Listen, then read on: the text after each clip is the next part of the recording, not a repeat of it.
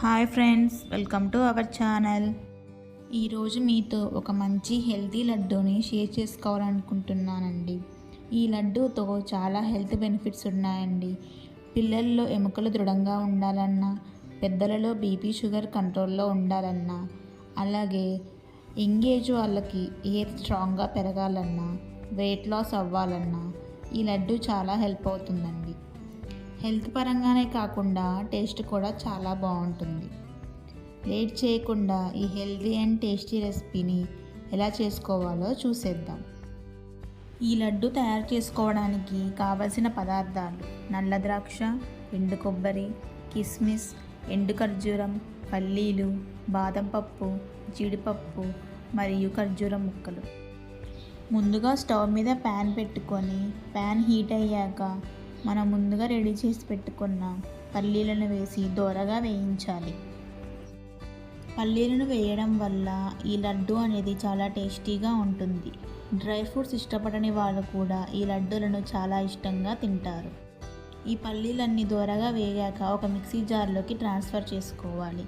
తర్వాత ఎండు కొబ్బరిని కూడా వేసి అదేవిధంగా 2 నిమిషాలు దోరగా వేయించుకోవాలి.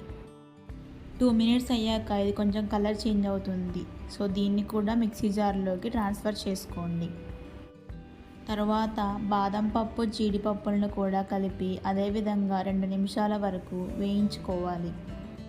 నేను తక్కువ క్వాంటిటీలో చూపిస్తున్నానండి. మీకు నచ్చితే ఎక్కువ బాదం పప్పు, జీడిపప్పు కూడా వేసుకోవచ్చు.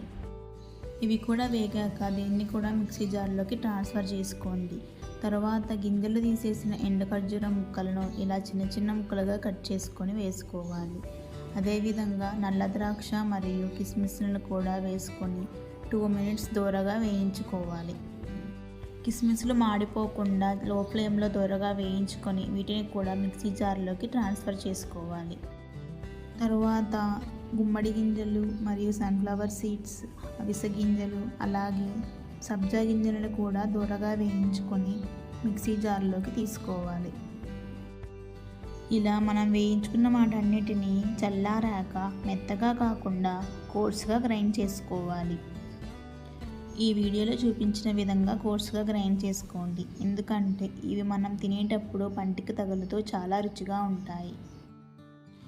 తరువాత ఖర్జూరం ముక్కలను కూడా ప్యాన్లో వేసుకొని ఖర్జూరం ముక్కలు మెత్తగా అయ్యే వరకు వేయించుకోవాలి. ఇవి మెత్తగా అయ్యాక ఒక మిక్సీ జార్లో వేసుకొని చల్లారాక మెత్తగా గ్రైండ్ చేసుకోవాలి. ఖర్జూరం ముక్కలు సాఫ్ట్గా అయిన తర్వాతే గ్రైండ్ చేసుకోవాలండి, లేకపోతే ఇలా పేస్ట్లా మారదు.